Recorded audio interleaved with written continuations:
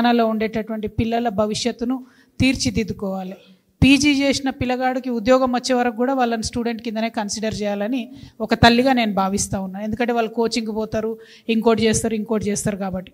So ఈ complete comprehensive విధానం మీద పనిచేయాలనుకుంటా ఉన్నాం కాబట్టి వెనకాల మాట్లాడకుండా పిల్లలు జాగృతలు సైలెంట్గా ఉండండి.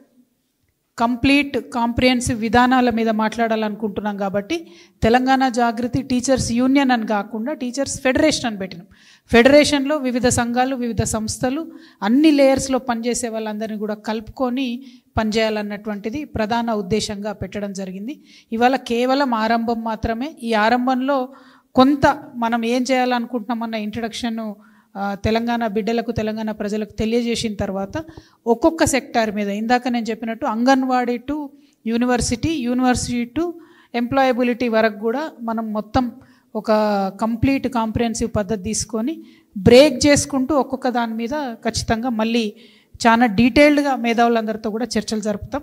అందులో ప్రత్యేకించి ప్రైవేట్ పాఠశాలలు, ప్రైవేట్ కళాశాలలు, వారి పాత్ర ఎట్లయితే మిక్స్డ్ ఎకానమీ ఉండాలనుకుంటున్నామో, మనము మిక్స్డ్ ఎడ్యుకేషన్ ఉండాలని ప్రైవేట్ కళాశాలలు, పాఠశాలకు సంబంధించిన వారు చెప్తున్నారు, అది ఎట్లా చేయాలి, దీంతోపాటు ఓవరాల్ కాంప్రిహెన్సివ్ డెవలప్మెంట్ ఎట్లా చేయాలి, ఇవన్నిటితో పాటు నేను ఒకటి ఏం నమ్ముతా అంటే we have to be in the system to change the system. ఇప్పుడు ఉన్నది మొత్తం మూలకు వారేసి కొత్త తెల్లారికి తేలేం.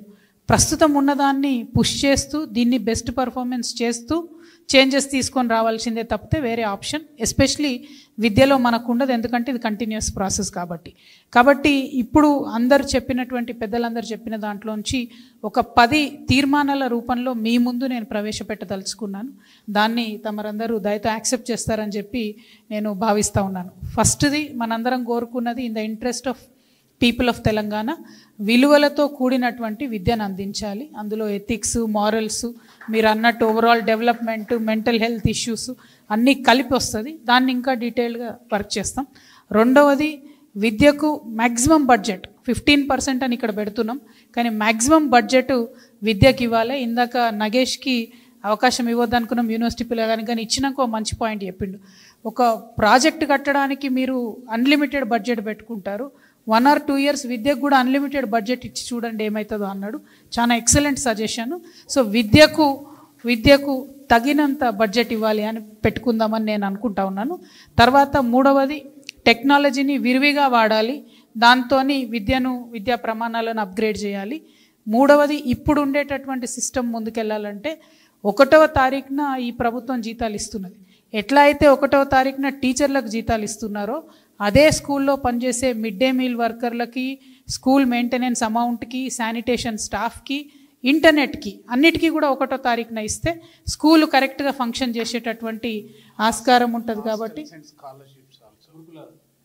అంటే ఇక మొత్తం ఓవరాల్ మెయింటెనెన్స్ అన్నది అందుకే చెప్తా ఉన్నాను, దాన్ని ఇంకా డెవలప్ చేద్దాం.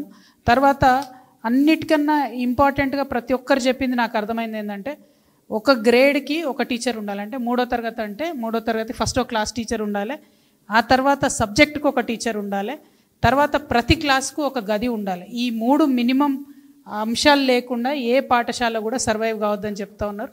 సో దానికోసం ప్రయత్నం చేద్దాం మనందరం అనేది తీర్మానాల్లో భాగంగా పెడుతున్నాం. But because this the first meeting and this document will be ever developing, మనం ప్రోగ్రెస్ అవుతున్న కొద్దీ మార్చుకుంటూ ఎన్రిచ్ చేసుకుంటూ వెళ్ళొచ్చు. దీంతోపాటు ప్రీ ప్రైమరీ స్కూల్స్ పెట్టాలని చెప్పి అందరూ కూడా అన్నారు.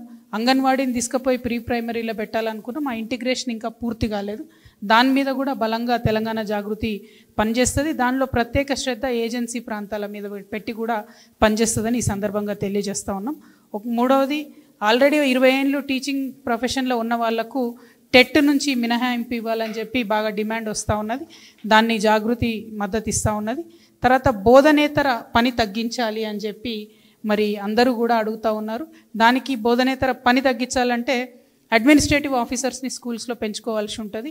అదేవిధంగా దీనికి కంబైన్డ్గా అన్న principal primary school head masters చెప్పినట్టుగా హెడ్ మాస్టర్ ప్రిన్సిపల్ పొజిషన్ అనేది సెలెక్షన్ ఆధారితంగా ఉండాలి తప్పితే రెగ్యులర్ ప్రమోషన్ లాగా ఉండొద్దు. లీడర్షిప్ క్వాలిటీని క్వాలిఫికేషన్ అని అన్నారు, దాని మీద డిస్కషన్ జరగాలని నేను అనుకుంటున్నా. బ్లైండ్గా నేను చెప్పలేకపోతా ఉన్నది, బట్ మంచి సజెషన్ అన్నది. తర్వాత కామన్ స్కూల్ సిస్టమ్, అందుకే నేనేం కమెంట్ చేయట్లేదు దాని మీద. కామన్ స్కూల్ సిస్టమ్ పెట్టాలన్నారు. కాకపోతే నేను ఒక ఎంపీగా పనిచేసిన వ్యక్తిగా మీ అందరితో నా రిక్వెస్ట్ ఏంటంటే, మనకు యూనియన్ గవర్నమెంట్ నుంచి వచ్చే డబ్బులు ఎస్సీలకింత ఎస్టీలకింత అని చెప్పి అట్లా వస్తాయి. సో వచ్చినవి అదే హెడ్లో వాడాలని ఒక నిబంధన ఉంటుంది. సో స్కూల్స్ డిఫరెంట్గా కులాల వారీగా పెట్టడం అన్నది అది ఇవ్వాలి కాదు. నేను చాలా మదన పడేటటువంటి వ్యక్తిని ఆ విషయంలో. సో నేను ఎన్నిసార్లు ఆలోచించిన మనమే విడగొడుతున్నాం ఆ సమాజాన్ని, కానీ ఒక రకంగా తప్పని పరిస్థితి అయిపోయింది. ఎస్టీ హెడ్లో వచ్చినటువంటిది ఇంకెక్కడ పెట్టడానికి లేదు, ఎస్సీ హెడ్లో వచ్చినటువంటిది ఇంకెక్కడ పెట్టడానికి లేదు.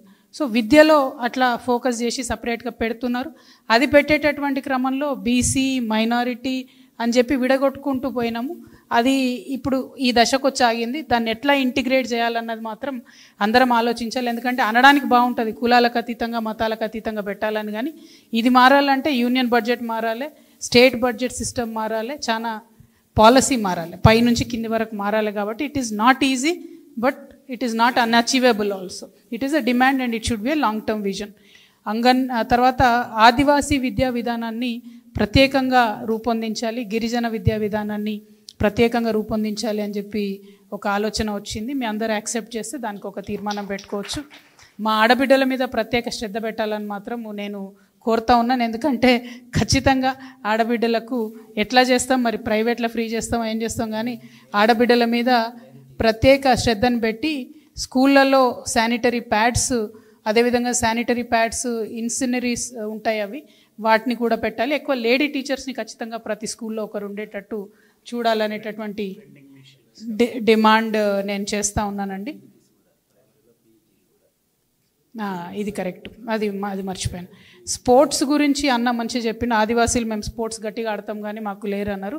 సో ఇంకా అందరు పిల్లలు డెవలప్ అవ్వాలంటే పీఈటీస్ కూడా ప్రైమరీ స్కూల్స్లో కంపల్సరీ ఉండాలనే డిమాండ్ కూడా స్పోర్ట్స్ మనోవికాసానికి దారితీస్తాయి అంటాం. కాబట్టి అది కూడా ఉండాలని కూడా ఒక డిమాండ్గా యాడ్ చేస్తూ ఉన్నాను. మరి మొత్తం దాదాపుగా 11 ఓకే చూసిరా, ఇప్పుడే ఎన్ని వచ్చినాయి, తర్వాత ఎన్ని వస్తాయి.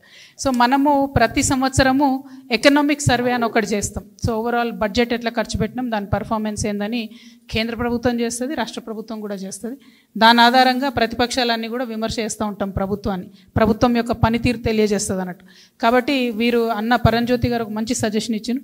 ప్రతి సంవత్సరం ఒక ఎడ్యుకేషన్ సర్వే తప్పకుండా జరగాలి. ఎట్లయితే ఎకనామిక్ సర్వే జరుగుతుందో ఎడ్యుకేషన్ సర్వే జరగాలి. దాంతో ప్రభుత్వం ఆ సంవత్సరంలో ఎడ్యుకేషన్ మీద ఏం పని చేసింది, పిల్లలు ఏం రిజల్ట్ సాధించారు అని చెప్పి ఎప్పటికప్పుడు రివ్యూ చేసుకుంటే సమస్యలు తగ్గుతాయి అంటున్నారు. సో నేనైతే దానికి సానుకూలంగా ఉన్నా, బట్ చేయగలుగుతామా లేదా అన్నది అందరం కూడా కలిసి ఆలోచించుకోవాలి. మరి అది డిమాండ్లలో పెడదామా వద్దా మీరే చెప్పాలి. ఎడ్యుకేషన్ సర్వే ఎవ్రీ ఇయర్, ఓకేనా? Hi thank you. జై తెలంగాణ.